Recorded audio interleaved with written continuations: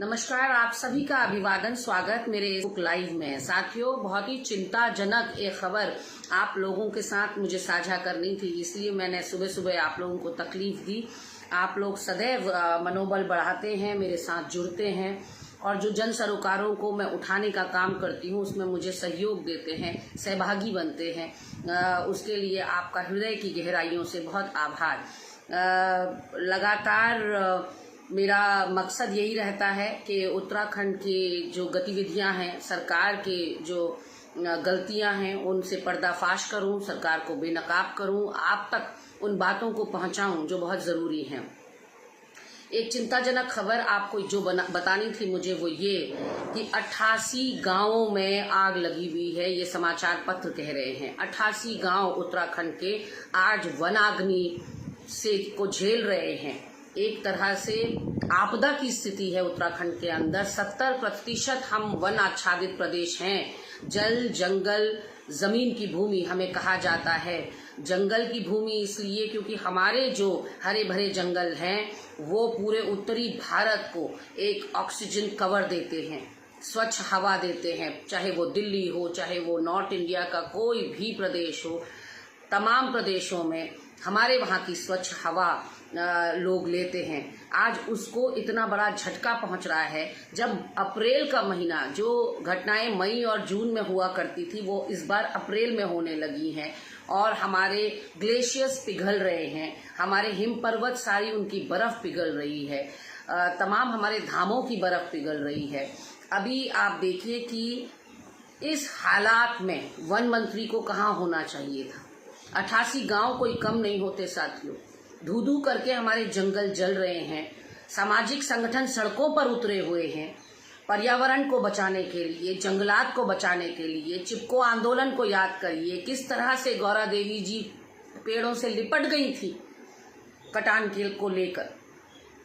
हमारा पूरा प्रदेश यहाँ के हमारी वन भूमि के लिए जाना जाता है और ऐसे में सुबोध उनियाल जो हमारे नवनियुक्त वन मंत्री की भूमिका जिनको मिली है इस बार नवगठित सरकार में, वो 10 से 15 दिन के लिए मुंबई कल रवाना हो चुके हैं। कितनी विडंबना है साथियों कि जब आपकी ज़रूरत उत्तराखंड को है तो उस वक्त आप अपना मुंबई जाना टाल नहीं पाए। आप कह नहीं पाए कि इस वक्त उत्तराखंड के जंगलों को या उत्तराखंड को मेरी ज़्यादा ज़रूरत है। आप सब भी वो गर्मी महसूस कर रहे होंगे जो वातावरण में इतनी गर्मी है, जो दिल्ली जैसी या लखनऊ जैसी यहाँ सड़ी गर्मी उत्तराखंड में पड़ रही है, उसका कारण भी वनाग्नि है और ग्लोबल वार्मिंग जिसको हम कहते हैं उसका हम शिकार हो रहे हैं। ऐसे में कोई मुफीद कदम उठाते अगर सुबोध उनियाल कुछ करते इन जंगलात को बचाने के लिए तो समझ में आता, लेकिन ऐसे क्रिटिकल समय पर इतना ज़्यादा, जब बहुत ही कठिनाई का दौर है उत्तराखंड के ऊपर और कई लोगों की तो मृत्यु हो चुकी है साथियों। जो गांव के ग्रामीण वासी जंगल की आग बुझाने का प्रयास कर रहे थे वो झुलस गए, आधे से ज़्यादा झुलसे हुए हैं और 2-4 लोगों की तो मौत की खबरें भी समाचार पत्रों के माध्यम से मैंने पढ़ी। अब जिनकी मौत हुई है उनके परिजनों को क्या मुआवजा या क्या सहारा, आर्थिक सहारा ये सरकार दे रही है ये तो पता नहीं, लेकिन जिस वक्त उत्तराखंड को आपकी ज़रूरत थी उस वक्त आप 10 से 15 दिन के अपने मुंबई दौरे पर निकल गए हैं। ये कहाँ का न्याय है, ये कहाँ का इंसाफ है? क्या इसलिए जनता ने आपको चुना था? आप सिर्फ नरेंद्र नगर की जनता से ये धोखा नहीं कर रहे हैं सुबोध उनियाल जी, आप पूरे उत्तराखंड के मंत्री हैं, वन मंत्री हैं। और पुष्कर सिंह धामी जी, आप तो ऐसा लग रहा है कि धृतराष्ट्र या मौनी बाबा बनकर बैठे हुए हैं। सहकारिता विभाग में लूट मचा रखी है धन सिंह रावत और उनके चेले चपाटों ने, तब आप चुप हैं। और आज जब वन मंत्री पूरे जंगलों की आग को छोड़कर मुंबई जा रहे हैं तब भी शायद धामी जी की चल नहीं पा रही है। इसीलिए मैंने कहा था कि उनको अनुभव नहीं है। मैंने बार बार अपने लाइव वीडियोस में ये बात कही कि पुष्कर सिंह धामी बने हैं, हम खुश हैं, लेकिन कोई एडमिनिस्ट्रेटिव एक्सपीरियंस ना होना ये कमी दर्शाता है कि आज आप रोक नहीं पा रहे हैं अपने मंत्रियों को। वन मंत्री जी, मुझे लगता है कि उत्तराखंड आपको माफ़ नहीं करेगा कभी भी कि आपने सारी चीजें, आपकी प्राथमिकता इस समय उत्तराखंड के वनों को बचाने की होनी चाहिए थी, अधिकारियों की बैठकें लेने की होनी चाहिए थी। एक आपातकाल की स्थिति यहाँ उत्तराखंड में जंगलों की आग से बनी हुई है, लेकिन उनको दिशा निर्देश देने के बजाय या कोई ऐसी टेक्निक यहाँ लाने के बजाय जिससे हमारे जंगल बचाए जा सकें, बातें बहुत बड़ी बड़ी आपकी पुरानी पिछली सरकार में कही गई कि हेलीकॉप्टर से जल वर्षा करके, छिड़काव करके वनों की अग्नि को बुझाया जाएगा, लेकिन एक सिंगल हेलीकॉप्टर भी अभी ये करते हुए दिखाई नहीं पड़ रहा है। सिर्फ बातें आप लोग बहुत बड़ी बड़ी बनाते हैं, एक तरह से जनता को बेवकूफ़ और उल्लू बनाने का आप लोगों का काम है। लेकिन अब इस वक्त आपका 10 से 15 दिन मुंबई जाना किसी के गले नहीं उतर सकता है। वन मंत्री महोदय, आपकी ऐसी क्या प्राथमिकता है, कौन सी प्राथमिकता है आपकी कि आपको मुंबई जाना पड़ रहा है यहाँ के जंगलों को छोड़कर।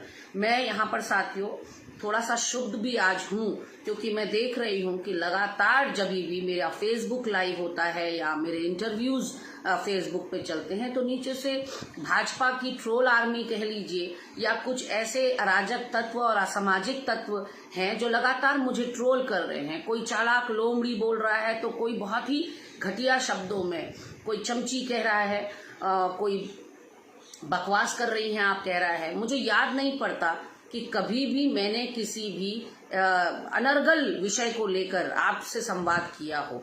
अगर मैं लगातार उठाती आई हूँ तो कोरोना काल से मैंने ये फेसबुक लाइव करना शुरू किया था, और कोरोना काल में सरकार को लगातार चेताने का उस वक्त त्रिवेंद्र रावत मुख्यमंत्री थे, फिर तीरथ आए सेकंड फेज में, सेकंड लहर में कोरोना की, और फिर पुष्कर सिंह धामी आए। एक मुख्य विपक्षी दल की जो जिम्मेदारी होती है, जो भूमिका होती है, वो लगातार जनता को अपडेट करने की होती है कि आखिर यहाँ चल क्या रहा है सरकार में, और मैं वही अपनी भूमिका का निर्वहन करती आई हूँ। मेरी समझ से परे है कि ये नकारात्मक लोग लगातार इतनी भद्दी और इतनी अनर्गल टिप्पणियां आखिर कर क्यों रहे हैं। मैंने उत्तराखंड का या मैंने अपनी जनता का या अपने साथियों का ऐसा क्या बिगाड़ा है, आज तक समझ से परे है। मैं तो लगातार बेरोजगारों की, नर्सिंग अभ्यर्थियों की, और चाहे वो फार्मासिस्ट हों, चाहे वो डेंटिस्ट हों, चाहे वो आयुर्वेद डॉक्टर हों, चाहे वो योग प्रशिक्षु हों, कोई मैंने ऐसा विषय नहीं छोड़ा जिनकी आवाज़ नहीं उठाई हो। ऐसे में क्यों मैं ट्रोल का शिकार हो रही हूँ मुझे नहीं पता, लेकिन लगातार मुझे लगता है कि मुद्दे उठाना मेरा कर्तव्य है, मेरा नैतिक दायित्व है, वो मैं उठाती रहूँगी।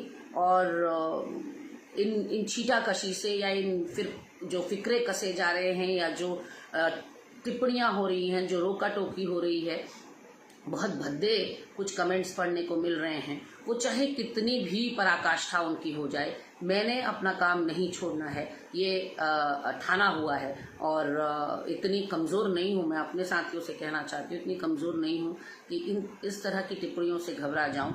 आज मुझे आपको यही विषय बताना था, और कई विषयों पर कांग्रेस पार्टी लगातार भांडाफोड़ करेगी। आज माननीय नवनियुक्त माननीय अध्यक्ष श्री करण मेहरा जी प्रेस वार्ता 12:30 बजे कर रहे हैं, उसमें भी वो एक बड़ा खुलासा करेंगे, और निश्चित रूप से आप लोग जुड़ेंगे और अपना सहयोग, अपना आशीर्वाद कांग्रेस पार्टी पर बनाए रखेंगे, ऐसा मेरा विश्वास है, आपसे अपेक्षा है। अभी फिलहाल के लिए इतना ही। धन्यवाद आप लोगों का मुझसे जुड़ने के लिए। सुप्रभात।